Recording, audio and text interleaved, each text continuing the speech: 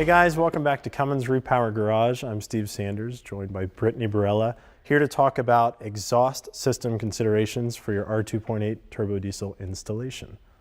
So the main part of the exhaust system that actually comes with your crate is your DOC.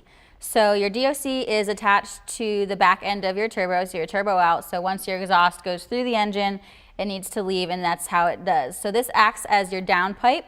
It is bolted onto the back end of your turbo. When you're doing your engine installation and actually fitting it into the frame, you can remove the DOC just for safekeeping, either at this bolted joint or on this V-band clamp. Both of those joints have gaskets in them.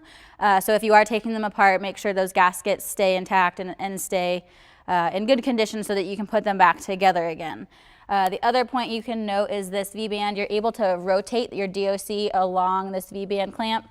So if for installation it makes more sense to route your exhaust kind of around anything, you can rotate your DOC on that. DOC is a diesel oxidation catalyst, which means it's taking the unburned hydrocarbons that don't get fully combusted through the engine and capturing those before the exhaust goes through the rest of your system. It's a completely passive flow-through device, so it's not, nothing's going to get clogged. We're not catching soot, so it's not a diesel particulate filter or a DPF. So there's no regens to do, and the system does not require any DEF. It doesn't have a SCR, so you're not having to add in that diesel exhaust fluid. So definitely just a passive system. It definitely helps with the smell of your, of your engine, especially during cold starts, and it just helps us meet those emissions regulations, keeping the engine nice and clean. No reason to take it off. Like I said, it acts as your downpipe, so all the benefit to you, none of the downsides of kind of the normal after treatment that you're used to seeing on 2017 engines. Yeah, one thing about the DOC, I think that a lot of people that look at this engine and they think, well, that's the first thing I'm going to take off. For whatever reason, they might think it's a performance benefit or whatever. It's not. I can say from the test vehicles we've had with and without them, it's definitely a benefit if you park in the garage or do a lot of cold starts.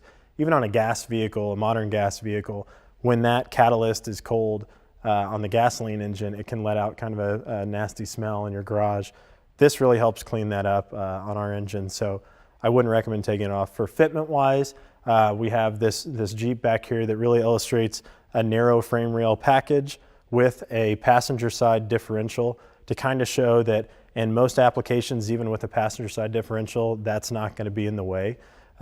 So don't think that first and foremost you have to figure out how to delete this thing, because there's no benefit to doing so. The rest of your exhaust system from there, you've got this 2-bolt flange. We've got a drawing for that in the installation guide.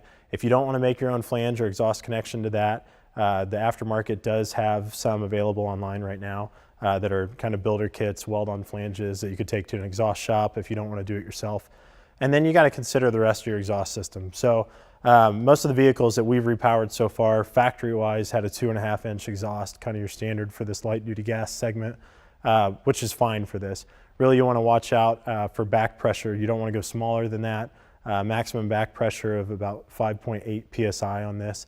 And this DOC is not a muffler, so one of the benefits to a DPF is a DPF really does reduce the sound that comes through a tailpipe. This doesn't have that, so you still will want to run a muffler unless you want your neighbors to be really mad at you. So don't do that. Standard gas muffler is usually more than sufficient. Just watch that back pressure and restriction. Hanging your exhaust, you'll see this is rigid all the way up to the turbo, to the exhaust manifold, to the head. So you've got to have some kind of flex in there. So if your exhaust system on your vehicle is hanging via those rubber hangers, that's more forgiving to not have a big flex pipe or bellow here. If it's rigid to your frame, you definitely need to have something in there to allow the engine to move separately than the exhaust system. So check out the installation guide for more tips and tricks on that. Thanks. See you next time.